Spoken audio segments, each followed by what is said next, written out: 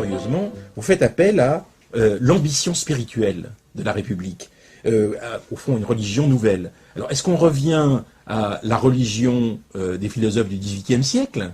Peut-être un peu. Et est-ce que vous pourriez nous expliquer comment vous allez pouvoir réintroduire cet esprit religieux de la laïcité, bien sûr, laïque, mais cet esprit religieux dans la République? Alors, deux choses. La question, comment faire pour réussir? Et ils se disent finalement, remplacer une classe sociale par une autre ne suffit pas. Il faut faire une révolution matérielle, c'est sûr, c'est important, mais il faut aussi faire une révolution des esprits. Or, si nous n'avons pas réussi, c'est que nous nous sommes occupés du matériel. On a remplacé dans le fond les aristocrates par les bourgeois, hein, c'est ce qui s'était passé au XIXe siècle, mais on a laissé la domination intellectuelle à l'Église catholique, qui était extrêmement puissante. Et là, ils se disent, non, il faut aussi qu'on s'occupe du spirituel et des consciences. Et je dois dire qu'il y a une importance déterminante de la franc-maçonnerie dans cette affaire-là, dans la continuité de ce que vous avez appelé les religions du XVIIIe siècle. Qu'est-ce que se disent ces gens-là? Il faut que nous construisions une espèce de religion spécifique à la République qui permette, pas seulement des intellectuels, qui permette de toucher l'ensemble des enfants dans nos villages face au curé. L'instituteur doit être porteur d'un certain nombre de valeurs qui ne sont pas seulement matérielles, mais éthiques, spirituelles, etc.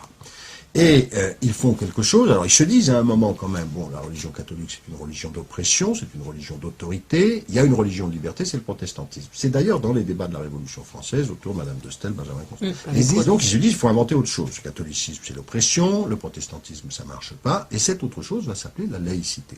Mais une laïcité qui naît dans les loges, nourrie de toute cette histoire, va d'abord apparaître comme une religion laïque, ce terme est employé, religion contre la religion catholique. Et lorsque les républicains, fondateurs d'ailleurs de la religion laïque, vont prendre le pouvoir à travers l'école, dans le fond, ils vont, à travers les instituteurs, à travers les cours de morale laïque qui étaient publiés, à travers les programmes scolaires, eh bien, ils vont essayer de constituer non seulement une république matérielle, mais une république spirituelle. Est-ce que vous vous appelez à une sorte de messianisme républicain ? Non, bien sûr que non, mais vous savez, cette religion laïque, elle est formulée essentiellement par les philosophes au sein de la République, c'est une religion rationnelle. Donc c'est précisément, il n'y a pas de fin de l'histoire, l'histoire est en continu, c'est un appel à la conscience de chacun, au jugement, à la rationalité, mais ça s'édifie comme un système de croyance, très inspiré aussi du kantisme, avec la loi morale. Vincent Payon, il y a quand même un problème avec la question de la laïcité, vous le savez très bien, c'est qu'il y a eu des dérives de ce qu'on appelle les laïcards. C'est-à-dire qu'il y a eu, au fond, petit à petit, non pas du tout une spiritualisation de ce combat laïque, mais quelque chose comme un sectarisme de ce combat laïque, et qu'aujourd'hui, au XXIe siècle, on est dans une situation un peu différente. C'est-à-dire que la prise en compte et l'écoute des libertés individuelles nous amène à prendre en compte quelques aspects non pas communautaristes, mais quelques aspects communautaires. C'est-à-dire qu'il y a des communautés qui pensent à leur façon, leur rapport au religieux ou leur rapport au spirituel, et la République a été amenée à composer avec ces communautés sans entrer forcément dans le communautarisme. Est-ce qu'il ne faut pas bouger par rapport à la domination d'une spiritualité laïque ? Alors, je crois que ce serait une très grande méconnaissance, dont joue d'ailleurs Nicolas Sarkozy, de penser que la laïcité est anti-religieuse.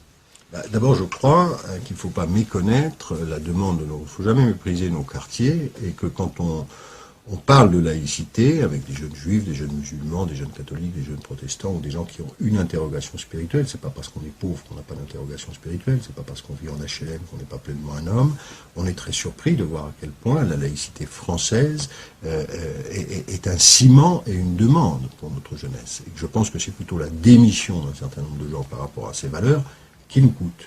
Je crois, à un moment, ce qui est pour moi, et on l'a republié au Port de l'Eau, le plus grand penseur spirituel de la République, un des plus grands penseurs laïcs, intervient dans le débat. Il s'appelle Félix Pécaud, il était le fondateur des écoles normales, c'est le premier à Fontenay à faire ses prières laïques du matin, c'est tout à fait étonnant quand on